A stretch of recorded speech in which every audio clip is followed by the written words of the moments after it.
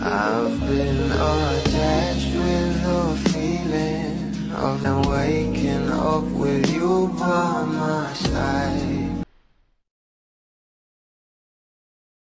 Sa sobrang dami nga talaga ng projects at endorsement na natatanggap ngayon ng ating couple, ay pordahanga nga ang maraming bubblies at todo suporta nga rin sila para sa dalawa, kahit ito ang ating couple ay nag-ninja moves na naman ngayon. Pero ito na nga guys ang pag-uusapan natin, dahil itong ang ating Bel Mariano ay sunod-sunod nga ang natatanggap na blessings nito ngayon, na kung saan ay meron na naman tayong aabangan sa kanyang endorsement. Alam naman natin na siya nga ang Dunkin Ambassador, na kung saan ang sabi dito ay "You've got a bell notification,